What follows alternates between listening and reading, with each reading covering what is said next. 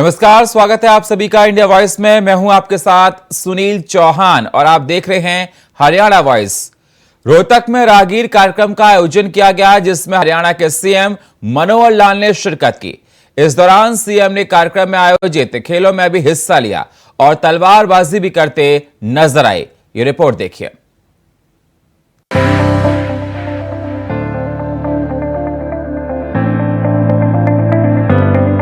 पहले ही गांव की मिट्टी में कबड्डी, कुश्ती, दौड़ सामान्य थी, लेकिन आज के दौर में ये हर किसी के लिए उपलब्ध नहीं है। ऐसे में हरियाणा सरकार की तरफ से मैराथन और राहगिरी जैसे कार्यक्रमों का आयोजन किया जा रहा है।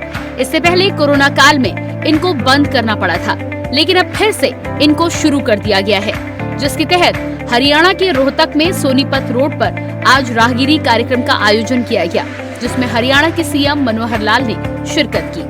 इस दौरान कार्यक्रम को संबोधित करते हुए हरियाणा के मुख्यमंत्री ने कहा कि इस आयोजन के लिए पुलिस अधिकारी बधाई के पात्र हैं, हमारे बच्चे धाकड़ हैं।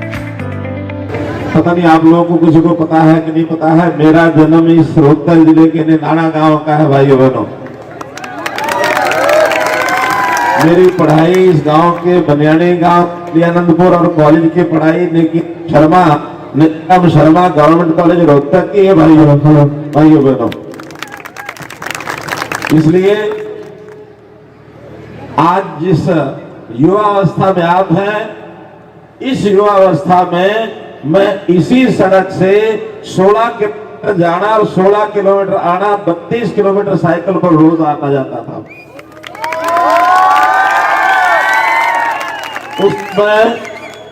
उस समय अपने शरीर को स्वस्थ रखने के लिए, अपने मन को उत्साहित रखने के लिए शायद राहगिरी जैसे कार्यक्रम तो नहीं होते थे, लेकिन गांव की मिट्टी में कबड्डी खेलना, साइकिल चलाना, दौड़ लगाना, ये सामान्य बात होती थी।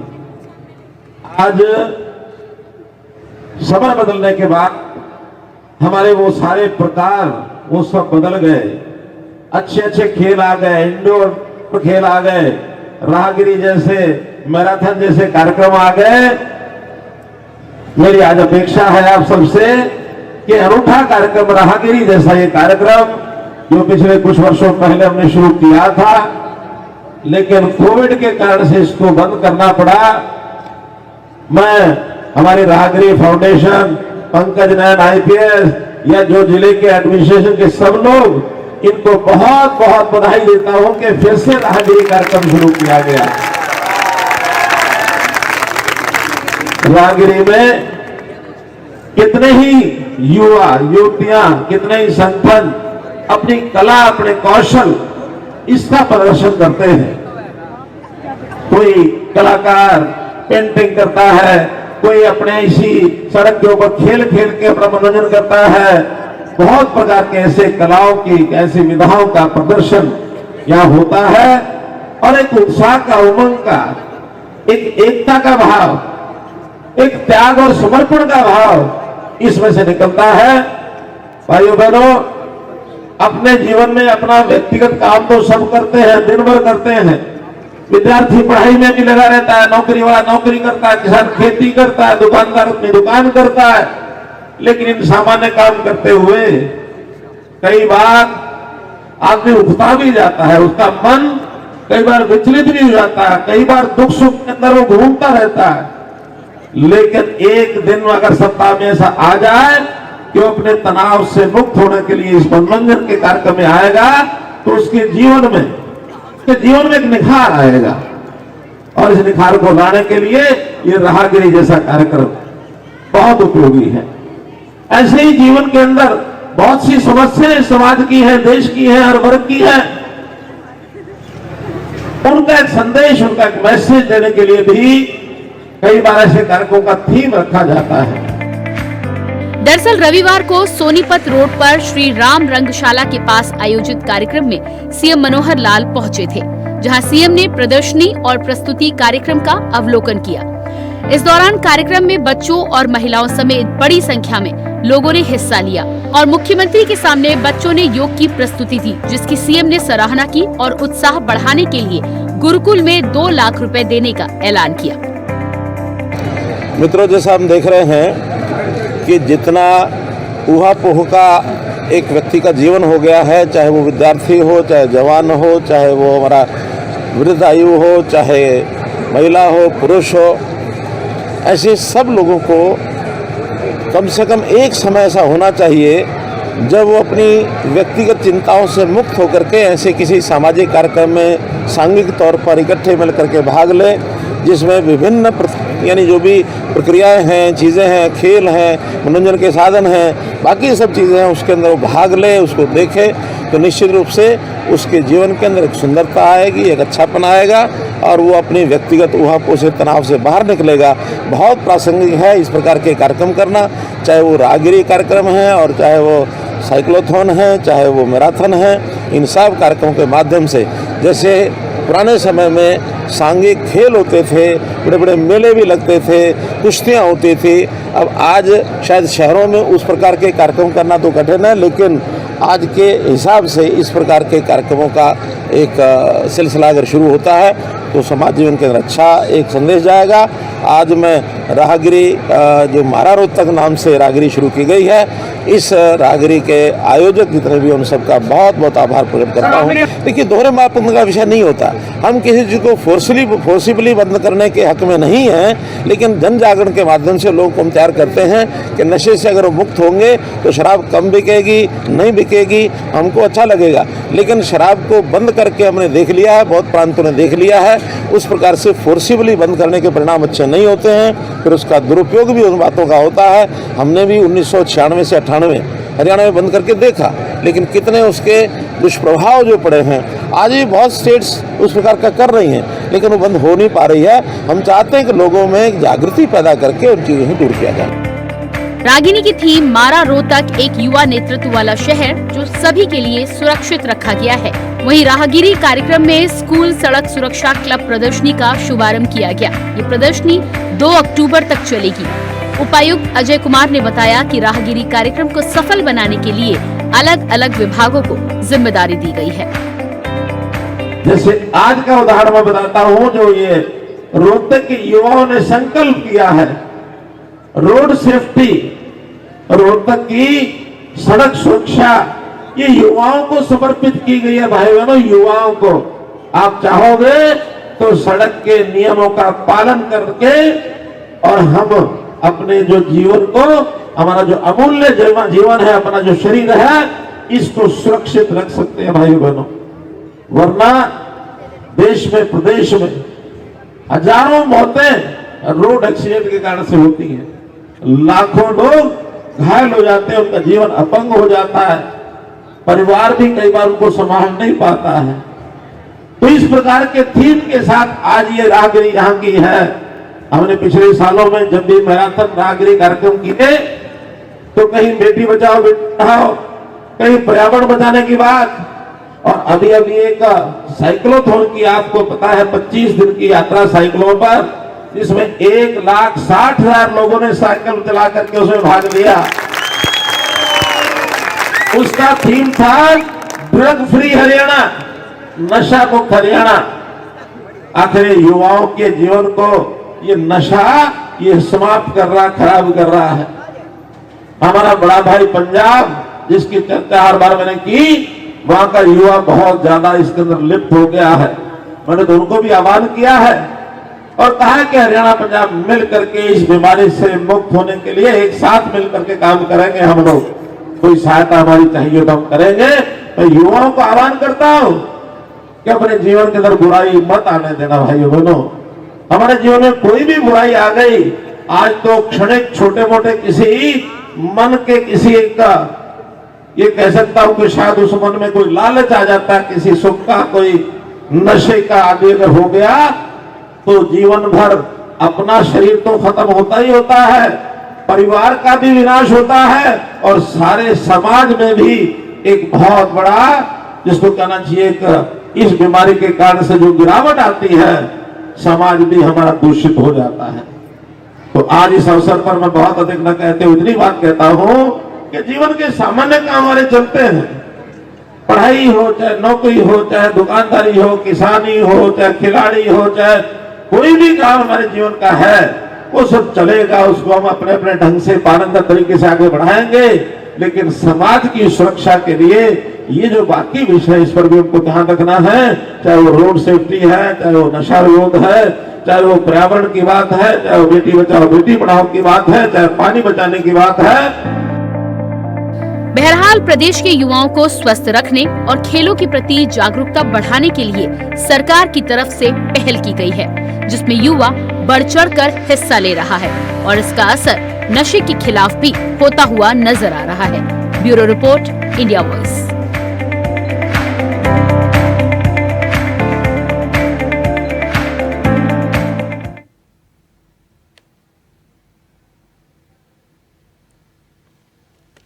मुख्यमंत्री मनोहर लाल ने चंडीगढ़ में शहरी स्थानीय निकाय विभाग की समीक्षा बैठक की। इस दौरान संपत्ति लेन देन में पारदर्शिता बढ़ाने के उद्देश्य से राज्य की सभी नगर पालिकाओं में उन्नत तरीके का उपयोग कर रंग आधारित संपत्ति मानचित्र बनाने और जल्द सार्वजनिक करने का आह्वान किया। ये रिपोर्ट देखिए।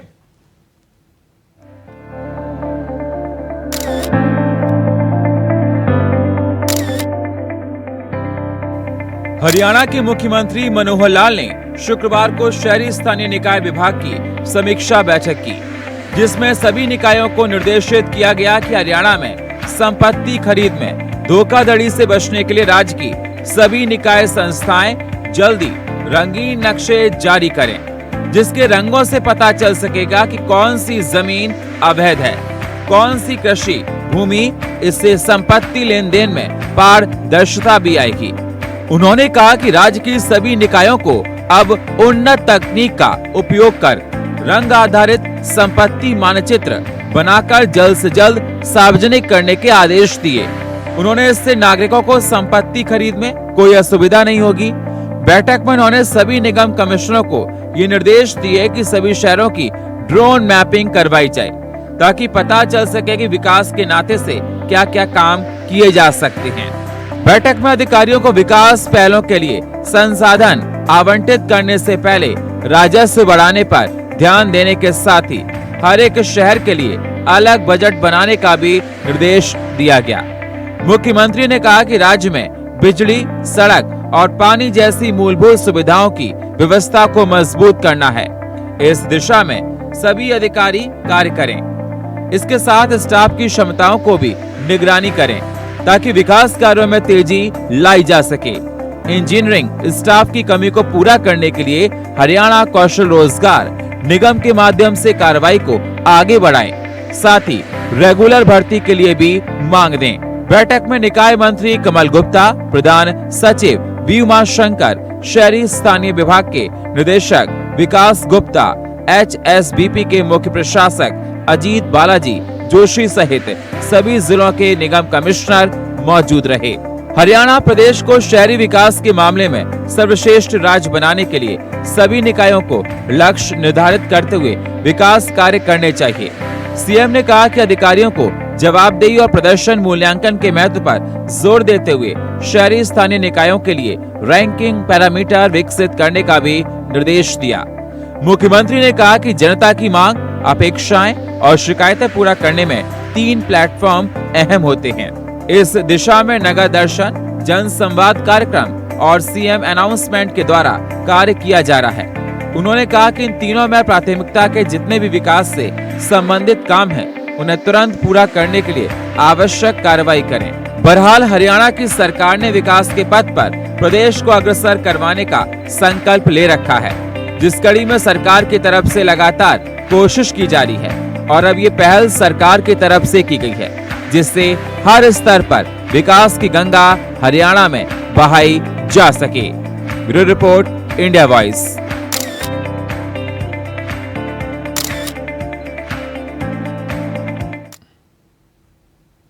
हरियाणा के युवाओं ने एशियन गेम्स में शूटिंग में प्रदेश और देश का झंडा लहरा दिया है। इस विराट विजय के बाद हरियाणा में शूटिंग रेंज की मांग तेजी से उठ रही है, जिसको लेकर हरियाणा के सीएम का क्या बयान सामने आया है।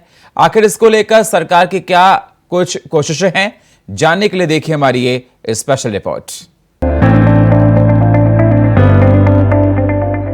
हरियाणा की मनोहर लाल सरकार ने किसानों को राहत देते हुए प्रदेश में 25 सितंबर से ही अनाज की खरीद शुरू कर दी है, जिस पर आज रोहतक में सीएम मनोहर लाल ने बात की। उन्होंने कहा कि प्रदेश के किसानों की परेशानियां देखते हुए सरकार ने ये फैसला लिया है। देखिए, धान का पहले तो 1 अक्टूबर को इसकी प्रोक्योरमेंट आज से होनी थी, लेकिन हमने इसमें थोड़ा जल्दी करके 5 दिन पहले 25 तारीख को धान की जैसे डिमांड थी 25 को ही उसकी प्रोक्योरमेंट शुरू कर दी है। फिर भी चूँकि इस बार वर्षा एक बेमौसमी वर्षा हुई, बेमौसमी वर्षा के कारण से कहीं कहीं जो मॉइस्चर है वो ज़्यादा मिला। उस मॉइस्चर के साथ कोई भी अनाज ये खरीदना संभव नहीं है। कारण क्या है कि उस मॉइस्चर के कारण से बाद में गोदामों के अंदर उसका जो खराबा होता है, उसके अंदर जो फुंदी लगती है, काला हो जाता है, वो आखिर इंसान के ही खाने में काम आता है। इसलिए क्वालिटी पर ध्यान रखना ये हमारा पहला एक कार्यक्रम इसमें होता है कि उसको सुखा करके, उसको झराई करके उसको खरीदा जाए। फिर उसमें कटाई नहीं है और प्रोक्योरमेंट उसकी शुरू हो गई। हरियाणा प्रदेश को नशा मुक्त करने के लिए मुख्यमंत्री मनोहर लाल ने प्रदेश में साइक्लोथॉन का आह्वान किया था। इसका व्यापक असर देखने को मिल रहा है। प्रदेश में व्यापक काम हो रहा है, जिसकी जानकारी खुद सीएम मनोहर लाल ने रोहतक राहगिरी कार्यक्रम में दी। देखिए, पहली बात साइक्लोथॉन का प्रभाव ये ऐसा कोई फिजिकल बैरोमीटर से नहीं नापा जाता कि किस कार्यक्रम का कितना प्रभाव हुआ है। जन जागृति जब होती है तो उसमें पार्टिसिपेंट्स कितने आते हैं और कितना उत्साह होता है। हमने देखा है कि लगभग 1,60,000 लोगों ने चाहे 1 दिन के लिए, 2 दिन के लिए, 100 मीटर के लिए, 500 मीटर के लिए, 1000 मीटर के लिए, यानी साइक्लोथॉन में भाग लिया है। और बहुत बड़ी संख्या है। लगभग 5 लाख लोग ऐसे हैं जिन्होंने उस यात्रा का स्वागत किया है या कार्यक्रम में आकर के कार्यक्रम के बारे में सुना है। ये इतना बड़ा एक अपने आप में नंबर है। और जब ये आगे चीज़ों को फैलाते हैं, जब आप लोगों के माध्यम से, मीडिया के माध्यम से चीज़ें बाहर जाती हैं, तो एक वातावरण बनता है इन चीज़ों का। तो एक प्रदेश में वातावरण बना है कि नशा अच्छी चीज़ नहीं है, बुरी चीज़ है। ड्रग्स को बिल्कुल हम बर्दाश्त नहीं करेंगे। साथ ही सरकारी जो हमारा तंत्र है, इम्प्लीमेंटेशन के लिए सख्त कदम भी उठा रहा है। रोजाना एनडीपीएस के जो एक्ट के माध्यम से मुकदमे दर्ज हो रहे हैं, कहीं सप्लायर पकड़े जा रहे हैं, कहीं उनके खिलाफ कार्रवाई हो रही है, उनकी इलीगल प्रॉपर्टीज को तोड़ा जा रहा है। तो एक वातावरण है, उस वातावरण का निश्चित रूप से लाभ हो रहा है।